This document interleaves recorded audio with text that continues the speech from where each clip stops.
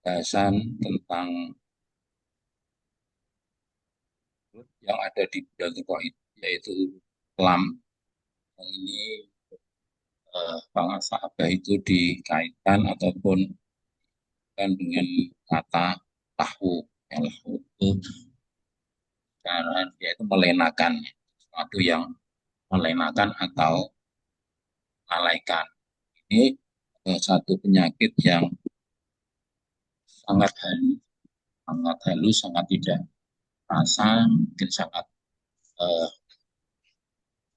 penyakit, karena kalau penyakit kan sakit ya, kalau malah eh, enak.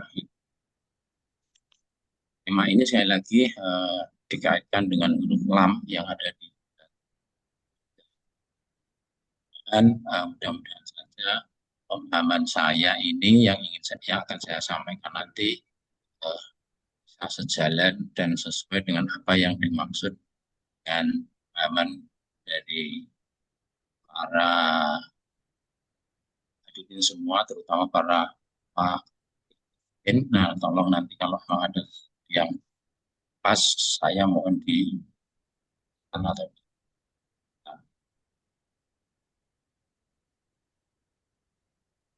Ikhwan dan akhwat semua yang saya hormati. Apa apa itu? Artinya lah, lahfun kan sesuatu itu yang menyibukkan, ya, yang menyibukkan, melenakan manusia sampai ia lupa kepada penciptanya, lupa kepada Allah, lupa kepada Tuhan, dan lupa kepada Tuhannya. Nah, yang melenakan di sini bukan hanya semata-mata yang berupa hiburan dan musik atau dan hiburan yang lain, tapi eh, dalam banyak hal justru yang dilakukan secara tidak sadar. Misalnya kalau kampung itu apa namanya, main catur. Catur itu kan sampai apa dengan kalau pas ketemu ya ngobrol sampai lama sekali, ngobrol yang tidak ada isinya. Kalau kampung ini ngomong kosong hanya sampai bisa jam, kemudian ngobrol Anda sampai tawa yang bahak dan sebagainya, itu kan sesuatu juga yang melenakan. Bahkan bisa juga eh, pekerjaan-pekerjaan yang kita laksanakan itu membuat kita tidak bisa menjalankan kewajiban kita tepat waktu. Misalnya kita bekerja, tapi kita meninggalkan atau tidak bisa sholat secara waktu. Karena dalam banyak hal ini juga kita lupa waktu, dan kalau pas ya kita beribadah, ternyata pada saat kita pas itu sedang asik-asiknya, itu sedang, kalau bahasa kita sedang nanggung, itu biasanya ya dikalahkan bukan bukan pekerjaannya, tapi sholatnya nanti dulu kan.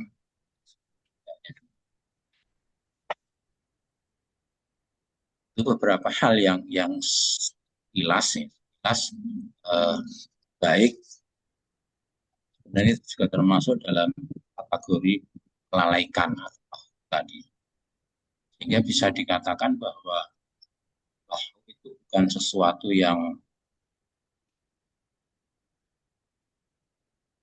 kelihatannya jelek terus ya, tapi juga terkadang dibungkus dengan sesuatu yang baik, yang menurut sebagian orang itu harus didahulukan.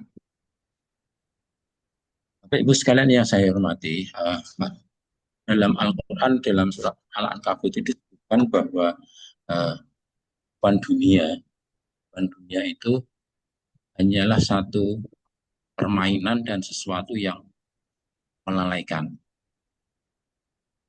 Ya ini apapun itu, ya, masuk misalnya kalau kita punya jabatan-jabatan yang tinggi, punya peran-peran yang penting, itu hanyalah sebuah permainan dan sesuatu yang melalaikan. Dan, dan yang sebenarnya itu adalah setelah kita nanti ini yang ditulis dalam surat Al-Ankabut, di mana kalau kita boleh menafsirkan sedikit itu, eh, meskipun dunia ini sesuatu yang permainan dan melalaikan, tapi sebenarnya tidak boleh kita tinggalkan. Boleh kita tinggalkan. Tapi Allah mengingatkan bahwa yang dunia sesungguhnya, kehidupan yang abadi itu ada nanti kita di akhirat, sehingga kita boleh mengelola dunia ini ya dengan sungguh-sungguh. Tapi tidak boleh melupakan yang nanti akan meninggalkan dunia ini.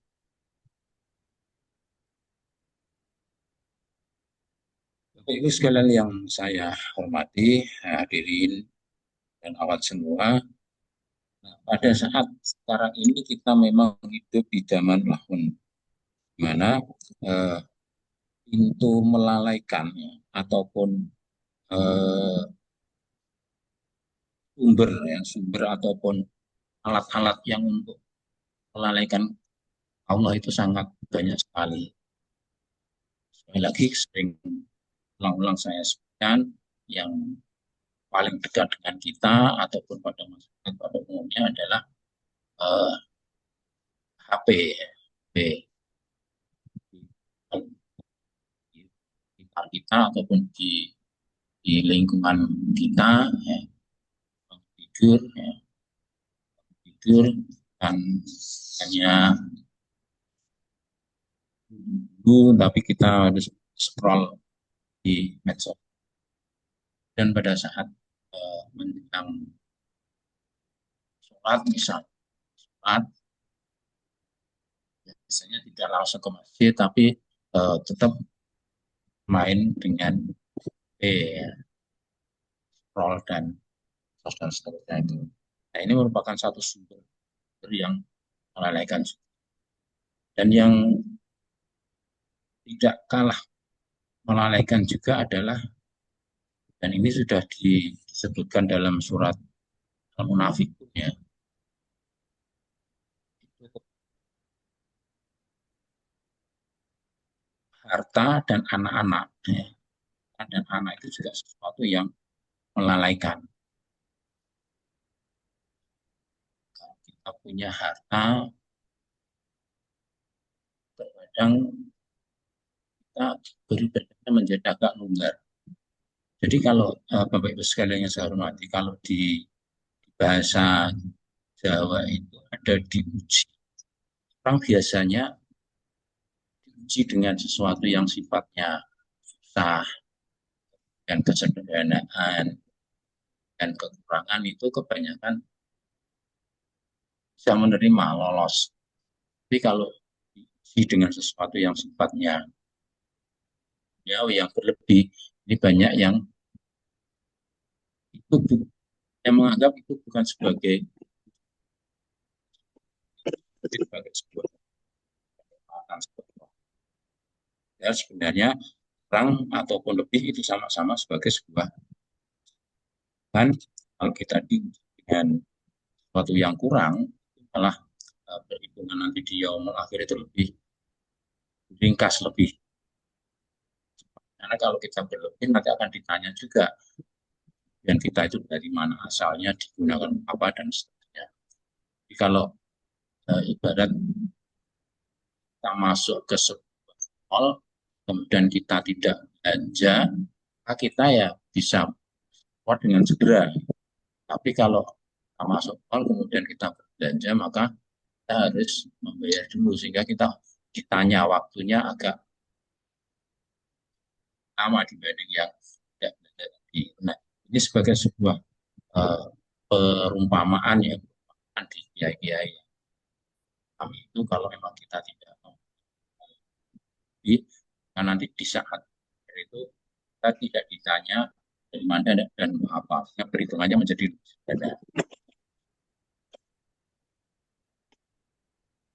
bahwa sumber dari kelalaikan tadi, nah, ada juga harta dan makna. Nah, itu bagaimana juga adalah sebuah karunia kepada kita. Bahkan ada itu punya orang tua di dunia itu ya anak itu. Kalau anak bandel tidak mau diatur ya memang orang tua seperti di dalam neraka hidupnya penuh dengan masalah dan seterusnya. Karena kalau anaknya itu baik, manut, soleh dan solehah, nah itu menjadi sebuah mata juga.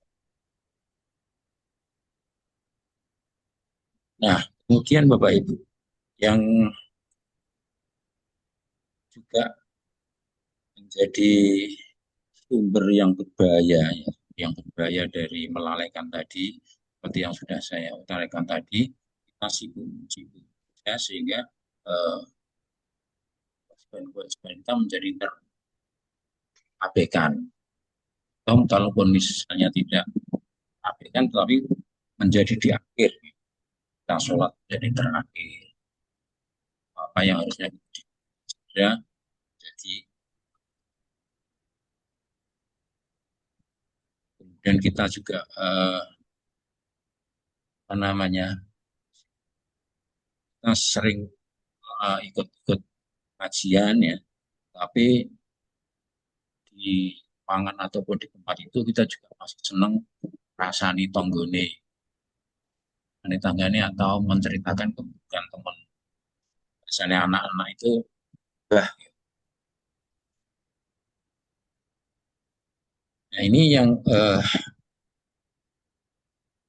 beberapa hal ya, beberapa hal tadi yang secara sosial ya, secara sosial dan kasat mata itu menjadi sumber dari kelalaian tadi. Nah, Bapak Ibu yang sekalian, bagaimana sebenarnya arah arah untuk mengobati ataupun menghilangkan yang kita tidak lalai tadi. Yang pertama ya sebagaimana ditulis oleh kita ya, obat untuk menghilangkan yang melenakan tadi ya sesuai dengan tarekat itu yang pertama ya kita memperbanyak ya. Kalau kita eh, banyak maka eh, mata, telinga dan apa namanya mulut itu tidak akan menangkap ataupun melakukan sesuatu yang bersifat maksiat. Ya. Kalau berarti mata kita tidak melihat barang-barang yang kita juga tidak akan mendengar kata-kata ataupun hal-hal yang sifatnya buruk. Kita juga karena mulut kita pikir maka otomatis akan melafalkan pikir tadi. Ya, pikir itu seperti diutarakan di sini itu seperti air, seperti air sih, dan lahwa itu seperti api. Jadi, sesuatu yang melenakan, melalaikan tadi diibaratkan api, nah dikir itu diibaratkan sebagai airnya, sehingga eh, api padam dengan air. Tapi eh, kalau airnya sedikit ya, minyak besar juga nggak bisa padam. Yang harus kita perbanyak adalah zikirnya, biar airnya itu banyak, sehingga nanti bisa memadamkan api yang api besar sekalipun kalau airnya banyak juga insya Allah nanti akan menjadi. Yang berikutnya mengobati lahun tadi adalah menjaga sholat awal waktu, sholat di awal waktu. Nah, bagaimanapun juga sekarang sudah sangat paham bahwa sholat itu adalah tiangnya agama. Nah, kalau sholat itu rusak, maka semua amalan kita, semua diri kita juga ikut rusak. Nah, sehingga kalau di kita saya pernah mendapatkan satu informasi ya, meskipun dari apa namanya, saya mendapat informasi dari teman juga bahwasanya kita itu kalau sholat mesti tepat waktu. Kan pada saat saya ke rasa ya, kalau biasanya di umum itu kan berdiri itu mulai ya sholat hayal al falah gitu kan, itu baru pada itu paling cepat ya. Tapi kalau kemarin kita waktu ke sana itu begitu sudah diri untuk ini menunjukkan bahwa kita itu sangat dianjurkan untuk di awal waktu. Kan satu informasi juga yang saya terima, kalau ada itu dalam perjalanan misalnya, dalam perjalanan misalnya di tol misalnya, tol kan tidak ada tempat untuk dan sebagainya misalnya. Dan pada saat itu sudah masuk sholat dan bahasanya kita, dengan amarta bil kendaraan itu berhenti kemudian melaksanakan sholat saat itu tentu.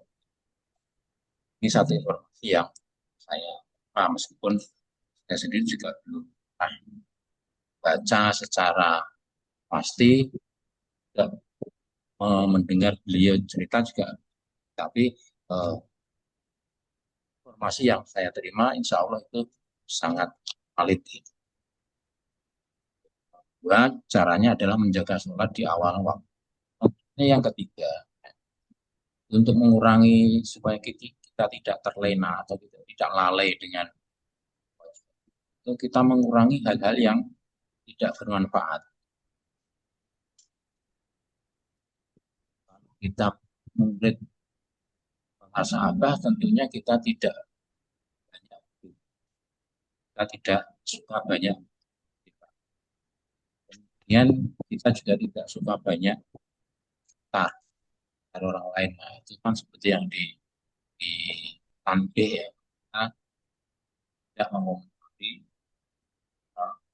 ini. Dan kita mengurangi cara cara nah, kalau lidah kita itu sibuk bicara, katanya hati itu menjadi sering, sehingga kita harus kurangi bicara kita biar hati kita tidak,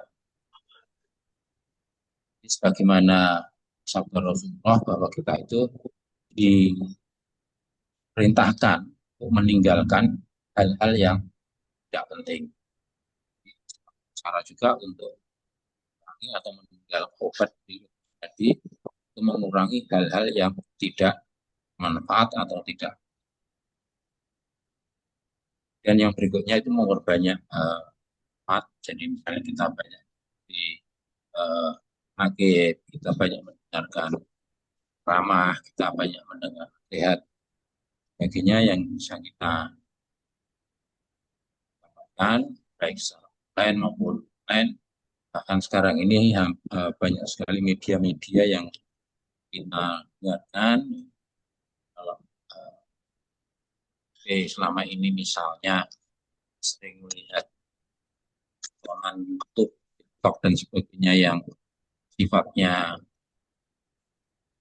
tidak nilai, tidak berisi, tidak mempunyai bobot, maka kita untuk mendengarkan khidmah yang sesuai dengan apa yang kita yakini. Berikutnya kita diharapkan juga untuk supaya tidak terlena itu kita menghidupkan waktu malam ya. Jadi kita menghidupkan waktu malam walaupun ya, sebagaimana sudah diajarkan di kita bahwa kita ada amalan-amalan yang di hari dimulai dari jam ya, dan seterusnya itu. Tapi dengan plat meskipun dia berbeda ada seterusnya, tapi harus kita jalankan secara istiqomah sehingga nanti malam kita tidak hanya diisi dengan tidur saja.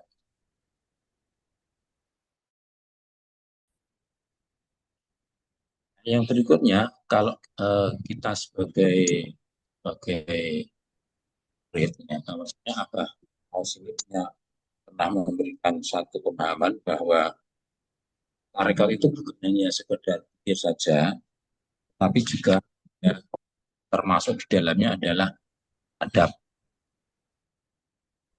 Ya, adab itu sekali sudah adab itu lebih dari ilmu, daripada ilmu, lebih tinggi daripada amal yang banyak. Dan dengan juga kita sebagai murid jaga kepada guru, adab kita kepada keluarga, adab kita kepada teman-teman sama murid, kemudian ada waktu-waktu dan seterusnya.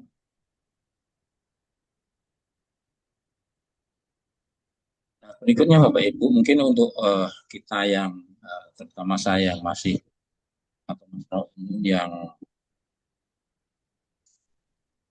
masih awam, awam. Ada beberapa cara yang sehari-hari yang bisa kita terapkan, ya kita tidak kena tadi. Yang berikutnya itu kita ada istilah waktu emas, ya, ada waktu emas di mana setiap minimal setiap hari itu 10 menit sebelum itu kita berzikir dan doa, dan 10 menit setelah maghrib, dan 10 menit sebelum tidur. Ini yang apa namanya yang sering saya lakukan karena kebetulan kalau di siang saya banyak kegiatan yang harus laksanakan untuk melaksanakan zikir dan wirid yang di tempat umum itu kelihatannya belum memungkinkan. Eh, setelah menjelang kemudian ini mohon doa dari dan akhwat semua supaya kita bisa melaksanakan kegiatan itu secara terus menerus, secara ikhlas dan secara demikian. Bapak Ibu, Ikhwan dan akhwat sekalian yang saya hormati, ini ya pada kesempatan ini di ini kalau ada benarnya pasti datanya dari dari kita, dari dan Bapak, dan kalau ada salah keterangannya tentunya disebabkan oleh pemahaman dan kekeliruan jadi dalam artikan dan memahami apa yang dari saya kurang lebihnya. Apabila saya assalamualaikum warahmatullahi wabarakatuh.